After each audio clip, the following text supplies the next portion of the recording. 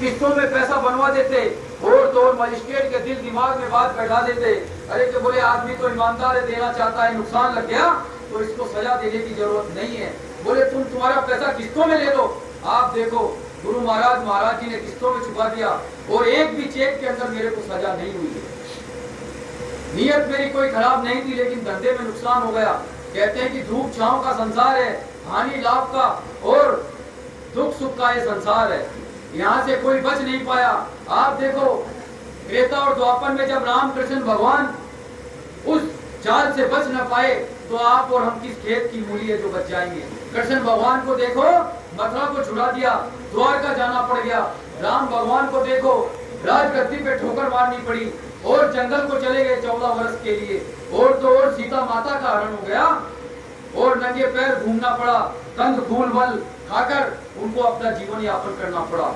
जब देखो ऐसी अवतारी महापुरुषी और शक्तियों को जब इन सब चीजों को भुगतना पड़ा तो आप और हम किस खेत की मूली है जो इन चीजों से बच जाएंगे।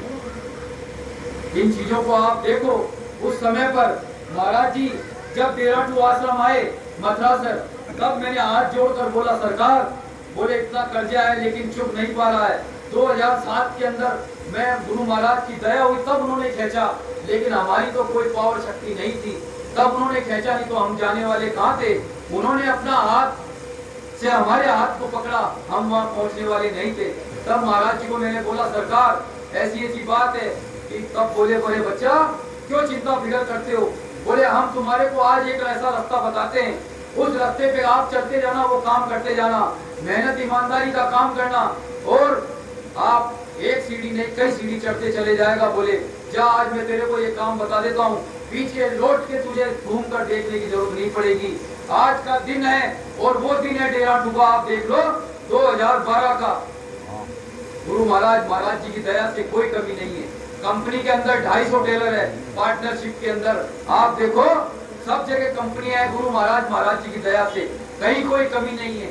आप हम सब लोग सोचते हैं कि अरे के गुरु महाराज जी जब जब प्रोग्राम होता है तो इनके प्रेमी भीख मांगने लगते हैं सेवा से। आप ये भ्रम और शंका भूल मत करो। आपकी सेवा यदि ये दया कर लेते हैं तो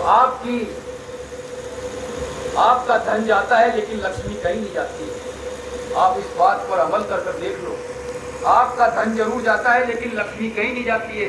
लक्ष्मी हमेशा आपके धन घर गृहस्थी के अंदर, पूरे व्यापार में, धंधे में सब सर्वदा विराजमान रहेगी। ये मैंने बहुत अच्छे से अनुभव किया इस बात का, आप विश्वास करो। और जो कुछ आप रुपया 2 रुपया हमारे गुरु महाराज को सेवा दे देते हो वो कहाँ पर खर्च करते। न गुरु महाराज के गृहस्थी थी, न कोई बाल थे बच्चे थे, और न महाराज जी के गृहस्थी है, न इनके कोई बाल न बच्चे, न कोई फिल्म, न कोई मिल फैक्ट्री, न कोई दुकान, न कोई इनके रिश्तेदार। ये सब गुरु महाराज जी आप हम सब लोगों का आध्यात्मिक दृष्टिकोण से अपना बच्चा मानते हैं और आप हम लोगों के लिए ही खर्च कर देते हैं। जगह जगह आश्रम बना दिए आपके हमारे उठने बैठने के लिए, ये व्यवस्था को कायम करते हैं और इसलिए ये चीज बनाते हैं। गौशाला के अंदर खर्च कर देते हैं, हॉस्पिटल में जहाँ 1 रुपया दवा का नहीं लगता, न फीस का न पर्ची का। गरीब लोग कितने भी आते दवा दारू कराते वहाँ पर आप देखो, और गरीब बच्चों की पढ़ाई में लगाते, जो पढ़ने में होशियार होते, फीस भरने के लिए नहीं, कॉपी किताब ड्रेस सिलाने के लिए नहीं, लाने के लिए वहाँ खर्च कराते हैं। गरीब बच्चियों की शादी कराते, चाहे वो हिंदू मुस्लिम सिख ईसाई किसी भी जाति धर्म या मजहब की हो, वहाँ ऐसी जगह पे ये खर्च कराते हैं। बाकी इनको और किस काम के लिए चाहिए रुपया पैसा। आप देखो एक समय की बात, महाराज जी ने दया मोच कर बोला, कहीं जमीन की चर्चा चल रही थी जमीन लेने के लिए। अरे बोले जमीन हमको किस काम के लिए चाहिए, बोले जमीन तो हमारी ठोकर के ऊपर पड़ी है। बोले कहते हैं कि रिद्धि सिद्धि और जो कुछ भी है वो सब तो इनके आगे पीछे घूमती है कि बोले आप हम लोगों से काम ले लो, क्या काम लेना आपको। लेकिन कहते हैं कि ये चमत्कार नहीं दिखाते हैं, लेकिन चमत्कार हो जाता है। आपको कैसे मैं उदाहरण देके बता दूं एक बात। द्वापर में सुदामा जी इष्ट मित्र था कृष्ण भगवान का। उसके पहले सुदामा जी कभी कुछ उनके लिए लेके नहीं गए क्योंकि वो बहुत दरिद्र थे। ये सब दुख सुख हमको हमारे अगले पिछले जन्मों के जो भी कर्म हमसे बन जाते हैं उस कारण मिलते हैं। कोई बड़े धनी मानी सेठ होते हैं, कोई बीच में होते हैं, कोई नीचे होते हैं, लेकिन ये सब हमको वो मालिक परमात्मा हमारे लेखे जोखे के हिसाब से देता है। तब सुदामा जी निर्धन अवस्था में थे, तब उनकी पत्नी बोली कि आप अपने मित्र से मिलने के लिए, कृष्ण से मिलने के लिए आप जाएंगे तो खाली हाथ जाएंगे। तब उन्होंने चावल की कुछ दाने पोटली के अंदर बांध दिए, लेकिन सुदामा जी शर्म कर रहे कि कृष्ण तो इतने राजा महाराजा की तरह महलों में रहने वाले महापुरुष, और बोले हम उनके लिए कुछ चावल के दाने कैसे लेके जाएंगे, शर्म और संकोच कर रहे।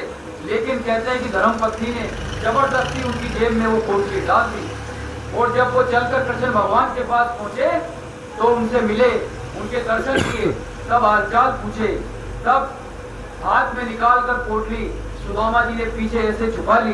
तब कृष्ण भगवान बात को समझ गए और उनको बोले अरे सुदामा हाथ में क्या पीछे तुम ले जा रहे छुपाए। तब बोले कुछ भी नहीं है सका। तब कृष्ण भगवान ने हाथ बढ़ाकर वो पोटली जैसे हाथ में ली और खोल कर देखे तो उसमें चावल के दाने। तब सुदामा फूट फूट कर रोने लगे और कृष्ण भगवान से गले मिल लिए, बोले हमारे पास कुछ नहीं है प्रभु, आपसे दिलाने। तब कृष्ण भगवान ने बोला अरे इससे बढ़कर चीज हमारे लिए क्या हो सकती है। तब आप देखो कुछ ही चावल के दानों के बदले सुदामा नगरी बसा दी कृष्ण भगवान ने, और पूरा उनको ठाट बाट दे दिया, धन धान्य से परिपूर्ण कर दिया। तो इसलिए आप इस बात की संकोच और शंका कभी मत करना कि गुरु महाराज जी को आप हम लोग सेवा देते हैं। अरे वो तो दया करके ले लेते हैं आप हमसे, क्योंकि इस कलयुग के अंदर पहले की जो साधना होती थी, सतयुग में 1 लाख साल की उम्र बताई गई, तो आप सतयुग